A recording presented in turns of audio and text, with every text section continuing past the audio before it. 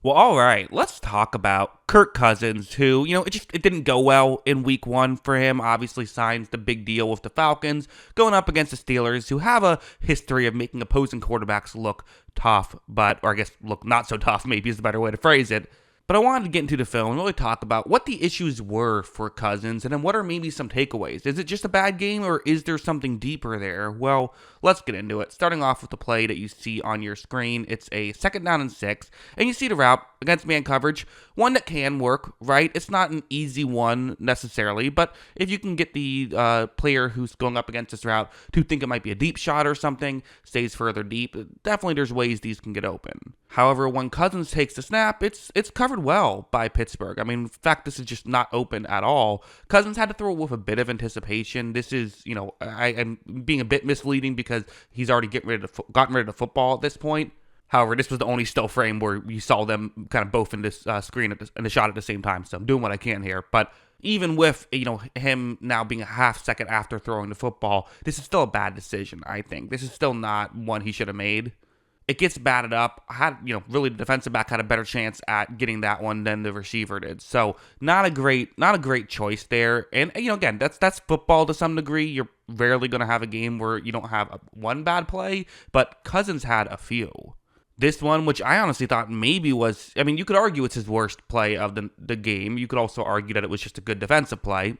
Usually they're both going to be kind of the same, but the way this works is, on paper, a pretty simple play. You have Drake London running one of those over the middle routes, hopefully getting underneath the safety, but past the linebackers. So, it's not a play action, but they were kind of lined up as though it might be a running play. So hopefully you can get linebackers kind of out of position that way.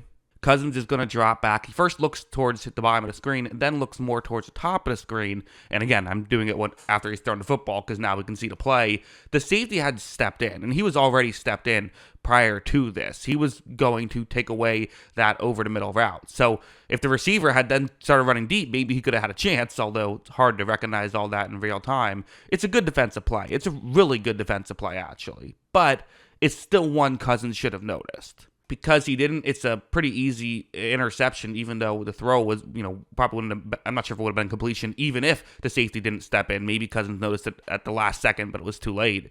But it's just a poor decision. Quite frankly, Cousins wasn't seeing the field well, and maybe it's just playing for a new team. You have some of those first team jitters, because it's not like Cousins is someone who you typically expect to see the field poorly. That's usually one of his strengths. So that was a weird thing that went wrong, and in some ways it almost makes you feel more optimistic if you're a Falcons fan, because of the fact that you kind of expect him to get better at it, since it's not something he usually is poor at. But at the same time, it's still week one is still a game that matters. You gotta play better than this. Of course, the one that got him the most criticism, I made a video the day of, just kind of breaking down this one specific play, but now I want to talk about it within the course of his whole game. It's kind of one of those weird situations where the Steelers were really, they were moving the ball all right. They just couldn't really convert into red zones, so they end up with, a bunch of field goals. So because of this, despite the fact that at this point, the Pittsburgh Steelers have had 5 scoring drives, the Falcons only 2. If the Falcons can get a touchdown here, they can take the lead, and then that could be hey, I know it wasn't a perfect day, but you got the win. You feel pretty good about yourself. And they just had a 10-yard run. Things are going well. It's a cover 3 zone play, and here's how it's supposed to work for the Atlanta Falcons. And Cousins is going to run this play how it's supposed to work. You have a receiver running a route, trying to get the corner to move in towards the middle of the field. That's his goal here. Get the corner out of position, because then you have another player running that route, which definitely can get open. Hopefully the player covering over the middle of the field doesn't pick it up in time, and it can work. However, for Atlanta, these are just not very well ran routes and very well picked up by Pittsburgh. Pittsburgh, got to give them a lot of credit. They don't get beat by this kind of stuff too often. These concepts make sense on paper, but when you have a really well-coached defense, a lot of times they just don't get beat on that stuff, and that's what was happening in this game.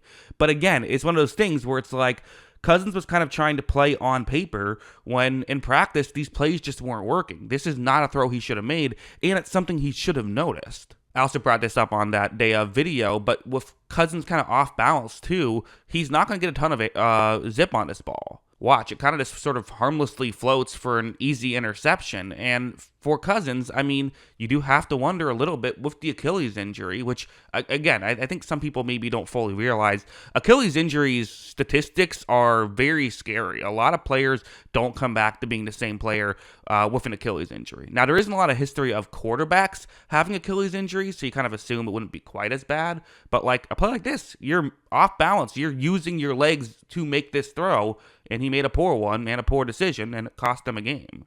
I'll talk about the fumbles as well. So he had multiple fumbles that were called back due to penalties, so that helps out the statistics a little bit, but still is worth talking about. Although, to be honest, I really don't think these are his fault. You have this one where TJ Watt's getting off right at the line, is able to get the ball. It was apparently the ref who threw the flag apologized to Watt in the second half once he realized, went back in, saw that he got the call wrong. But, like, I look at that from Cousins' perspective, and it's like, okay, you kind of got blindsided immediately. Like, I don't really put much blame on you. Like, that's on the tackle, or just give credit to TJ Watt for being superhuman. And then the other one, too, it's kind of the same thing. TJ Watt gets there quickly, blows up the play. Sure, it sucks to have a fumble, but, like, I don't really see that as the fault of Kirk Cousins. That's just, an unfortunate break. So, well, yes, it's easy to say, wow, threw 2 interceptions and also fumbled twice more, and the fumbles just didn't count. At the same time, the fumbles weren't really his fault, but the interceptions were. So, I'm talking about the whole story here. And to be honest, again, it's easy to blame Cousins, but I want to go over to something like this where it's the kind of thing that when I was doing my Falcons preview, I remember just asking the question of, do we know that this is actually a loaded offense that was ruined by Arthur Smith? Or is it possible that maybe these are, good players? Maybe they're not as good as the name brand recognition might suggest. Now, it's week 1. There's no way to really feel too strongly one way or the other after this. But in this game, a lot of stuff like this happened, where you see the concept on your screen that Cousins is going to look towards. Cousins takes the snap, looks in that direction. And again, these are types of routes where, last year, Arthur Smith had the kind of weird strategy of, okay, the whole goal is to run the ball 18 times, so that way we can try to set up a big play to our tight end number 4, right? That was kind of his philosophy. And the Falcons are kind of going the other way. They're kind of saying, let's run these routes that hopefully we can just have a guy win.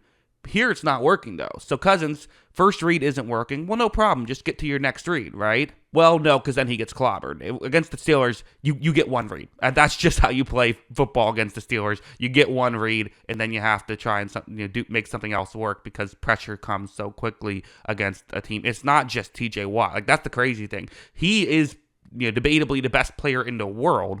If you took him out, it would still be a pretty good pass rush. Like, that's as how absurd this Steelers pass rush is. So you gotta just, you gotta be able to get your first reads open. That's not Cousins' fault, but people will blame him for it because he's the quarterback. Real quick, I will break down what I thought was a good play as well, because I didn't think it was all bad by Cousins. This was a good one. It's a zone coverage concept right here. Kyle Pitts running a route, and his route's actually going to get open right away. As much as I talked up the Steelers not making a ton of these types of mistakes, they're going to make one here as the attention from the other 2 receivers is going to sort of get people to forget about Pitts. However, Cousins' route is looking towards the top of the screen. He's looking towards Drake London, but London's pretty covered, so can't make that throw. Cousins going to do a good job here. As you see, this is a rare play where he can get to his next read, and then he makes a touchdown, and that's probably the most optimistic play of the game for the Falcons. Not just the mobility, because you don't expect that too much from Cousins, but I think more so you saw Cousins when he had more time on this play. It was a lot of due to himself, but he was able to get to his next read. He does usually see the field pretty well, and I almost wonder if what really went wrong here was he kind of felt like he had to make his first read every time because he didn't have time to get to his next read. And while I still think there were plays that he should have thrown it into the dirt on, like that game-sealing interception, it's okay to throw the ball away, or it's okay to take a sack in those situations, better than taking a dangerous throw. I do wonder how much this is going to matter going forward, and I actually think there's reason for optimism that this could be like I said, a scenario where the Steelers just make quarterbacks look worse because of their pass rush. But yeah, we'll see. Those are my thoughts, though. What are yours? Let me know in the comments below. Always love hearing from you, and of course, as always, thanks for watching.